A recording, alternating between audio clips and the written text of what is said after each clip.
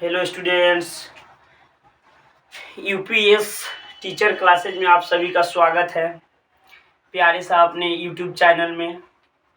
तो आइए आज के इस क्लास में हम लोग जानेंगे कि कूलम्ब का नियम क्या होता है। कूलम्ब का नियम बहुत ही इम्पोर्टेंट टॉपिक है जो क्लास 12 से संबंधित है और इससे बहुत सारे क्वेश्चन पूछे जाते हैं। तो आइए इस नियम के बारे में आज जानते हैं कि क्या है कूलम्ब का नियम। तो देखिए, सबसे पहले तो हम लोग कूलम्ब के नियम को इस तरीके से तुलना करके पढ़ेंगे कि जल्दी समझ में आ जाए। तो आप लोग पढ़े हुइएगा कि क्लास 11th में न्यूटन के गुरुत्वाकर्षण नियम तो पढ़े हुइएगा सभी को ही। तो देखिए, न्यूटन का गुरुत्वाकर्षण नियम यानी नियम के अनुसार न्यूटन ने क्या कहे थे कि दो वस्तु, जिसका मान लीजिए दो वस्तु m1 द्रव्यमान m2 द्रव्यमान r दूरी पर स्थित है, तो उन्होंने बतलाए थे कि दोनों वस्तुओं के बीच क्या लगता है, बल लगता है।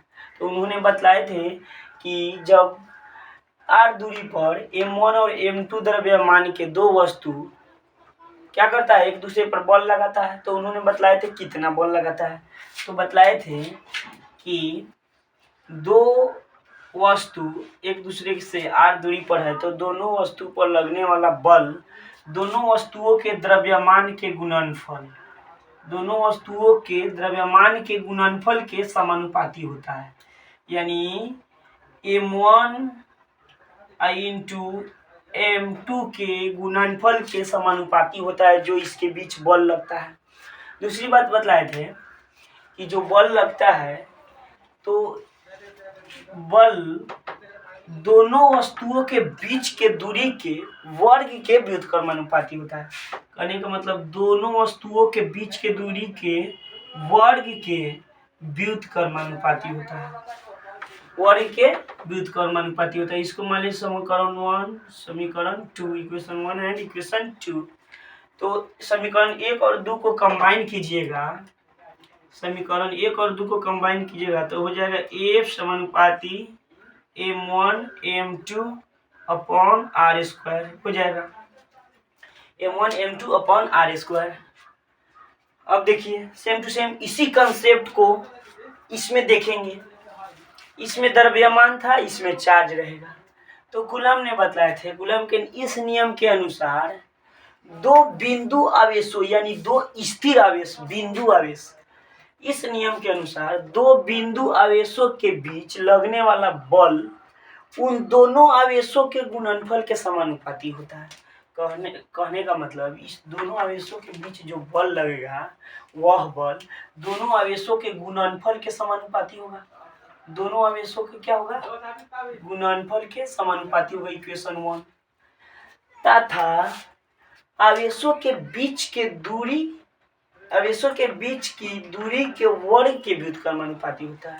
कहने का मतलब ये बल दोनों के बीच लग रहा है, बल आवेशों के बीच के जो दूरी है उसके वर्ग के व्युत्क्रमानुपाती होता है।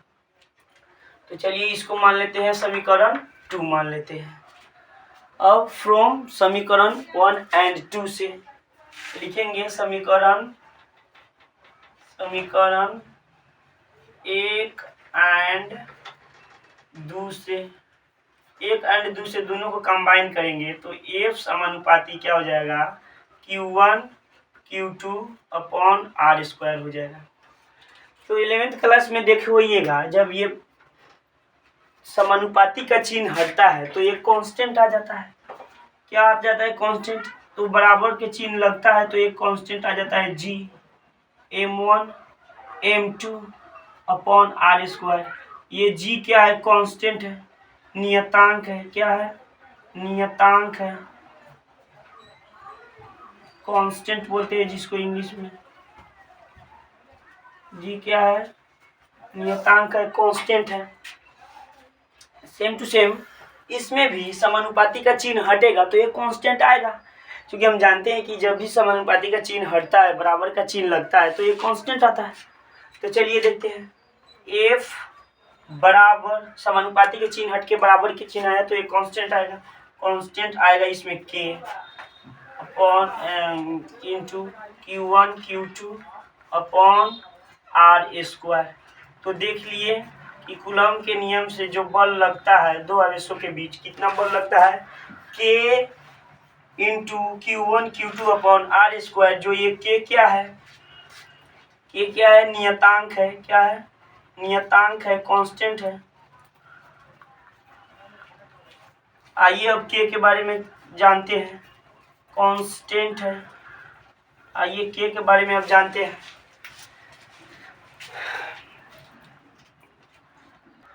चलिए तो अब आइए के बारे में जानते हैं कि के क्या होता है, के का ऐसा ही मात्रक क्या होता है, के किन किन बातों पर निर्भर करता है।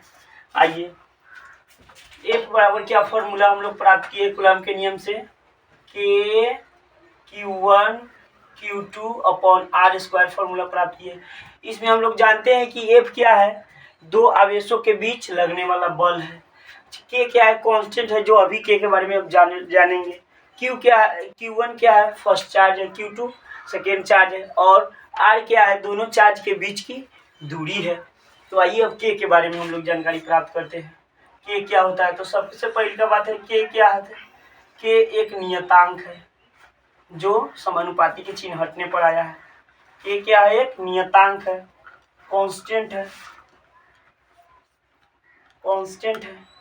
दूसरी बात है के की निर्भरता, के की निर्भरता, यानी के किन किन बातों पर निर्भर करता है, निर्भरता।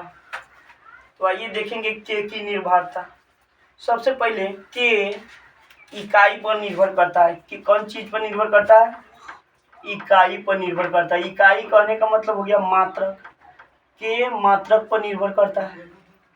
दूसरी बात है कि के माध्यम पर भी निर्भर करता है, के इकाई पर निर्भर करता है, के माध्यम पर निर्भर करता है। मात्रक कहने का मतलब के मात्रक पर कैसे निर्भर करता है, यानी CGS में देखिएगा तो के का मान अलग आएगा, MKS में देखिएगा, MKS मात्रक में, MKS SI मात्रक में देखिएगा तो इसका मान अलग आएगा, के का मान, और CGS में इसका मान देखिएगा तो अलग आएगा। चलिए आइए देखते हैं। के का मान होता है, के का मान होता है 1/4 पाई इप्सिलॉन नॉट होता है, इप्सिलॉन नॉट होता है। क्या होता है, इसको क्या पढ़ते हैं, इप्सिलॉन नॉट पढ़ते हैं, इप्सिलॉन नॉट पढ़ते हैं इसको। ये इप्सिलॉन नॉट निर्वात में विद्युतशीलता है, निर्वात की विद्युतशीलता क्या है, निर्वात की विद्युतशीलता है, निर्वात की विद्युतशीलता है। तो आइए देखते हैं के का मान क्या होता है, 1/4 पाई इप्सिलॉन नॉट होता है। जो इप्सिलॉन नॉट क्या होता है, निर्वात की विद्युतशीलता होता है। इप्सिलॉन नॉट क्या होता है, निर्वात की विद्युतशीलता होता है। तो आइए देखते हैं SI में, SI मात्रक में के का मान। आइए चलिए, यहाँ पे हम लोग जानते हैं कि पाई का मान कितना होता है, 3/3.14 होता है, और इप्सिलॉन नॉट का मान होता है 8.85 इंटू 10⁻⁻12 होता है। तो आइए के का मान ज्ञात करते हैं। के बराबर क्या है, 1/4 गुने क्या है, पाई का मान रखेंगे 3/14 गुने इप्सिलॉन नॉट का मान रखेंगे 8.85 इंटू 10⁻⁻12। इस सभी को ज्ञात कीजिएगा, सभी को हल कीजिएगा तो निकल के आएगा 9 इंटू 10⁻9। इसको याद रखिएगा, के का मान 9 इंटू 10⁻9 होता है। तो आइए के का मात्रक देखते हैं, आइए के का मात्रक देखते हैं। एफ बराबर क्या होता है फॉर्मूला, एफ बराबर होता है के Q1 Q2 upon r square होता है। तो के को एक तरफ कीजिए, सभी को एक तरफ कीजिए, इसको उधर गुना कीजिए तो एफ आर स्क्वायर बराबर क्या हो जाएगा, के Q1 Q2 हो जाएगा। तो के बराबर क्या हो जाएगा, के बराबर हो जाएगा इधर चला आएगा तो के बराबर हो जाएगा FR² अपॉन Q1 Q2 हो जाएगा। के बराबर Q1 Q2 हो जाएगा। तो देखिए के का मात्रक एफ का क्या होता है, यानी बल का मात्रक क्या होता है, न्यूटन। अच्छा आर क्या है, दूरी है, तो दूरी का क्या मात्रक होता है, मीटर। तो स्क्वायर है तो स्क्वायर हो जाएगा, मीटर स्क्वायर। और कूलम यानी क्या हो जाएगा, सी गुना सी। तो क्या हो जाएगा, एस आई में के का मात्रक क्या हो जाएगा, एस आई में के का मात्रक हो जाएगा न्यूटन मीटर स्क्वायर पर कूलम स्क्वायर हो जाएगा। क्या हो जाएगा, न्यूटन मीटर स्क्वायर पर कूलम स्क्वायर हो जाएगा। तो एस आई में के का मान क्या हो जाएगा, 9 × 10⁻⁴। एस आई में के का मान एस आई मात्रक में के का मान हो जाएगा, क्या होगा, 9 × 10⁹ न्यूटन मीटर स्क्वायर पर कूलम स्क्वायर हो जाएगा। क्या हो जाएगा, न्यूटन मीटर स्क्वायर पर कूलम स्क्वायर हो जाएगा। तो आइए अब के का मान सीजीएस में देखते हैं। तो चलिए अब के का सीजीएस मात्रक देखते हैं। तो के का एसआई में क्या हो गया, के का मान एसआई में के का मान हो गया 9 × 10⁹ न्यूटन मीटर स्क्वायर बटा कूलम स्क्वायर हो गया।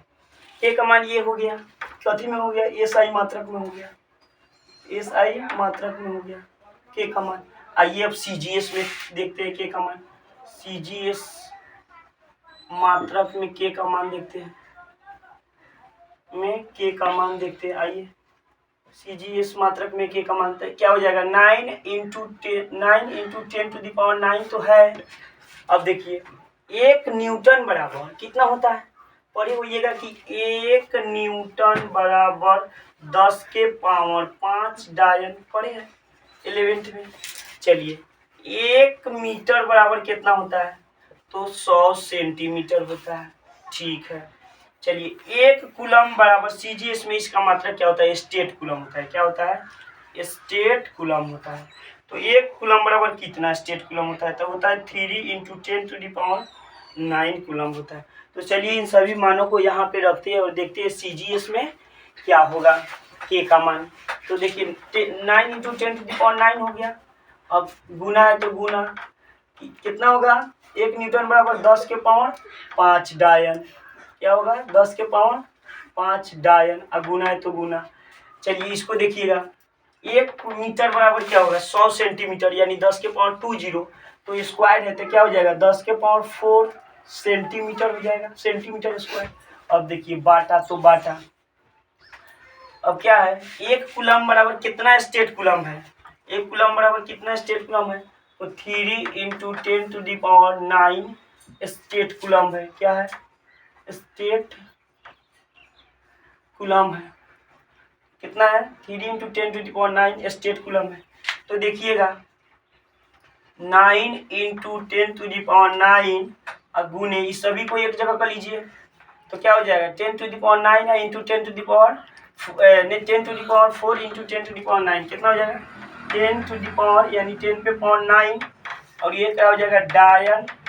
तो डायन सेंटीमीटर स्क्वायर पर क्या हो जाएगा, इसका 3 के स्क्वायर होगा तो 9, और गुने 9 के स्क्वायर 9 के इसमें गुना होगा, पावर में पावर गुना हो जाता है, तो 9 दूना क्या हो जाएगा, 10 के पावर 18 हो जाएगा, और स्टेट कूलम के स्क्वायर हो जाएगा, स्टेट कूलम के स्क्वायर हो जाएगा। अब देखिए सीजीएस में इसका मात्रक क्या होता है, तो 9 से 9 कट जाएगा, ठीक है 9 से 9 कट जाएगा, 10 के पावर 9, 10 के पावर 9, 10 के पावर 18 हो जाएगा, 10 के पावर 18 से 10 के पावर 18 कट जाएगा, तो क्या बच गया, एक बच गया, 1 डायन सेंटीमीटर स्क्वायर पर स्टेट कूलम स्क्वायर।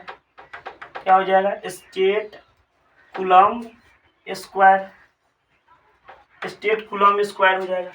तो देखिए तो के मान मात्रक पर निर्भर कर रहा है कि नहीं, यानी एस आई मात्रक में के का मान, एस आई मात्रक में के का मान कितना हुआ, 9 इंटू 10⁹ न्यूटन मीटर स्क्वायर पर कूलम्ब स्क्वायर। और सीजीएस में देखें, सीजीएस में सभी को बदल बदल के एक ये न्यूटन हो गया एसआई मात्रक, डायन हो गया सीजीएस मात्रक, मीटर हो गया एसआई मात्रक, और सेंटीमीटर हो गया सीजीएस मात्रक, कूलम्ब हो गया एसआई मात्रक, और क्या बोलते हैं स्टेट कूलम्ब हो गया सीजीएस मात्रक। सभी को कन्वर्ट करके देखें तो के का मान सीजीएस में 1 आ रहा है और एसआई में कितना आ रहा है 9 इंटू 10⁹ न्यूटन मीटर स्क्वायर पर कूलम्ब स्क्वायर आ रहा है, इसमें 1 आ रहा है। तो इससे यह साबित हो रहा है कि के का मान मात्रक पर निर्भर करता है, के मात्रक पर निर्भर करता है। तो आइए अब इप्सिलॉन नॉट के बारे में जानते हैं, उसका मात्रक क्या होगा। तो देखिए इप्सिलॉन नॉट, तो सबसे पहले देखिए इसका मात्रक इप्सिलॉन नॉट, इसको क्या पढ़ते हैं इप्सिलॉन नॉट पढ़ते हैं। इप्सिलॉन नॉट इसको बोलते हैं निर्वात की विधिशीलता, ये निर्वात की विधिशीलता। इसका मात्रक देखेंगे इप्सिलॉन नॉट का मात्रक, इसका मात्रक देखते हैं। तो के का मान कितना है, के का मान 1/4 पाई इप्सिलॉन नॉट है। तो देखिए इसको कैसे, इसको इधर ऐसे कर दीजिए के आई इंटू इधर भागा में तो इधर आएगा तो गुना हो जाएगा 4 पाई इप्सिलॉन नॉट बराबर 1 हो जाएगा। तो हमको क्या निकालना है, के इप्सिलॉन नॉट के मात्रक नहीं करना है। तो क्या करेंगे इप्सिलॉन नॉट बराबर क्या, सभी को उधर भेज देंगे तो 1/4 पाई के हो जाएगा। इस सभी का मात्रक ना होता है, कहने का मतलब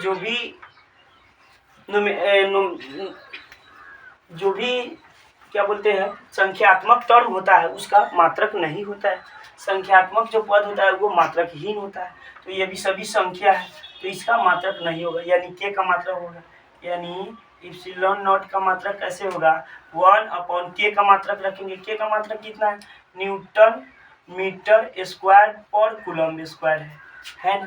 तो कैसे इसका मात्रक निकालेंगे, इसका मात्रक हो जाएगा, इसको ऊपर जाएगा तो कूलम्ब स्क्वायर क्या हो जाएगा पर न्यूटन मीटर स्क्वायर। तो इसका कितना मान होता है, इप्सिलॉन नॉट का मान होता है 8.85 इंटू 10⁻⁻12 कूलम्ब स्क्वायर पर न्यूटन मीटर स्क्वायर। इसको याद रखिएगा, ये पूछा जाता है।